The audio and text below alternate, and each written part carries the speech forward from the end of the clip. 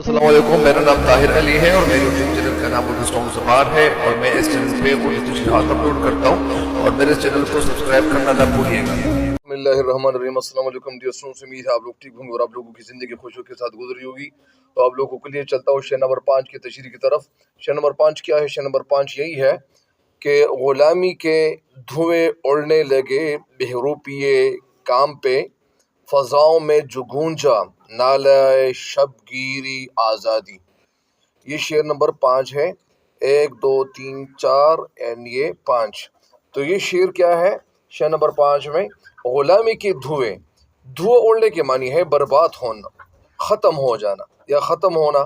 بہروپی کا مطلب ہے بہروپ، بہروپی کے معنی ہے دھوکہ باز، فریب کار، وہ بندہ جو دھوکہ دیتا ہے، جنہوں نے بھیس بدل کر رکھا ہوا ہو، یعنی وہ بندہ جو بھیس بدل کر مطلب یعنی کسی بندے کو مطلب وہ دھوکہ دیتے ہیں، اس کی طرف اشارہ ہے۔ اور کام پہ کا مطلب کیا ہے؟ کام نہ کا مطلب یعنی لرزنا، ڈر جانا یا خوف یا لرز طاری ہو جانا، اور گونجنا کے معنی ہے بلند شور، اور یہاں پہ اس کے معنی یہی ہے۔ تو اب اس شعر کا جو مفہوم ہے وہ کچھ یوں بنتا ہے کہ شاعر اس شعر میں کہنا یہ چاہتے ہیں کہ فضاؤں میں جب آزادی کا نغمہ گونجا، فضاؤں میں جب آزادی کا نغمہ گونجا تو غلامی کے دھوئے اڑنے لگے، اور فریب کار خوف سے مطلب یعنی کیا ہوا؟ یعنی لرزنے لگے۔ فریب کار خوف سے مطلب یعنی لرزنے لگے۔ اب اس شعر کی تشریح شاعر احسان دانش کچھ اس طرح کہتے ہیں، اس کی تشریح کرتے ہیں کہ شاعر احسان دانش نے اس نظم میں آزادی کے جذبے اور آزادی کے فوائد اور ثمرات اور پھل کو اجاگر کرنے کی کوشش کی ہے۔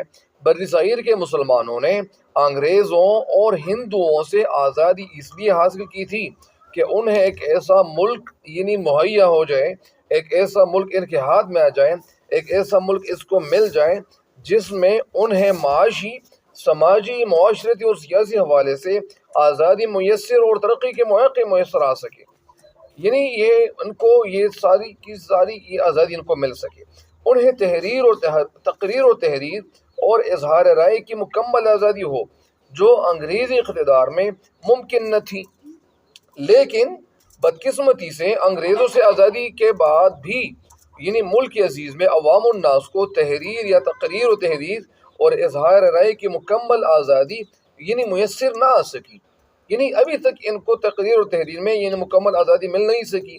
گویا انگریز کی غلامی کے بعد اب ملک یعنی مطلب یعنی حکمران طبقہ یا یعنی ایسے لوگوں کی مطلب یعنی غلامی میں مبتلا ہے، یعنی شعر کہنا یہ چاہتے ہیں۔ بہرحال شعر میں کہنا یہ چاہتے ہیں کہ عوام الناس میں شعور بیدار ہو رہا ہے، اب آزادی کا نغمہ فضاؤں میں دن رات گونج رہا ہے۔ آزادی کے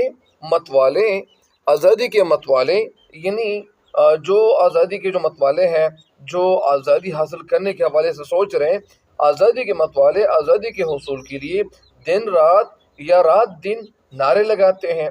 رات کو اللہ تعالیٰ کے حضور یعنی وہ گڑ گڑاتے ہیں، روتے ہیں اور گریہ زاری کرتے ہیں، اور ان میں یعنی آزادی کا حصول یا آزادی حاصل کرنے کے لیے وہ مطلب یعنی کوشش میں مشغول ہو جاتے ہیں یا جد و جہد میں مشغول ہو جاتے ہیں۔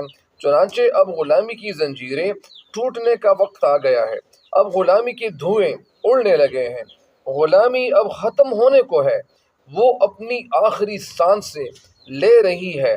فریب کار اور دغاباز لوگ خوف سے لرزنے لگے ہیں، یعنی وہ ڈرنے لگے ہیں، جنہوں نے دھوکہ دہی سے عوام کو غلام بنایا تھا، اور اب وہ اپنے انجام سے خوف کھانے لگے ہیں۔ مطلب وہ لوگ یعنی جو عوام کو دھوکہ دیتے تھے یا عوام کی امیدوں پہ پورے نہیں اترتے تھے، تو لہٰذا اب وہ لوگ مطلب انہیں ڈرنے لگے ہیں، یا ڈرنے اس لیے لگے ہیں یا اس لیے ڈر رہے ہیں کہ ان کو اپنی مطلب یعنی اپنی جو ان کی لیڈرشپ ہے یا اسی طرح ان کو اپنے حوالے سے خوف ہے کہ ایسا نہ ہو کہ مجھے مطلب یعنی لیڈرشپ سے مجھے ہٹا دیا جائے، ایسا نہ ہو کہ حکومت مجھ سے چھین لیا جائے، ایسا نہ ہو کہ مجھے اقتدار سے بے دخل کر لے۔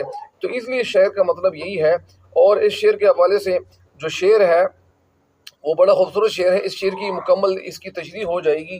اور شعر کس کا ہے؟ شعر اصل میں فیض احمد فیض کا ہے، اور فیض احمد فیض اس شعر میں کچھ اس طرح کہنا چاہتے ہیں کہ اب ٹوٹ گریں گی زنجیریں، اب زندانوں کی خیر نہیں، جو دریا جھوم کے اٹھے ہیں تن کو سے نٹالے جائیں گے۔ تو یہ اس شعر کے ساتھ یہ شعری مثال ہے، لہٰذا جب آپ شعری مثال لکھیں گے، ایسی بات نہیں ہے کہ شعری مثال آپ آخر میں لکھیں، نہیں، آخر میں نہیں، بدلے کہ آپ درمیان بھی شعری مثال لکھ سکتے ہیں، اور شعری مثال ایک بھی کافی ہے، لیکن اگر کوئی شعری مثال ایک کی بجائے دو لکھے، درمیان میں بھی لکھ سکتے ہیں، دو کی بجائے وہ تین لکھے، تو وہ اس شعر کی تشریح بہت زیادہ مطلب نہیں اچھی رہے گی، بہترین رہے گی۔ تو لہٰذا امید ہے کہ انشاءاللہ آپ کو اس شعر کی تشریح سمجھ آ جائے گی، اور مجھے بھی خصوصاً دعا میں یاد رکھیے گا۔ تب تک کے لیے مجھے دیجیے گا اجازت، اللہ نگہبان۔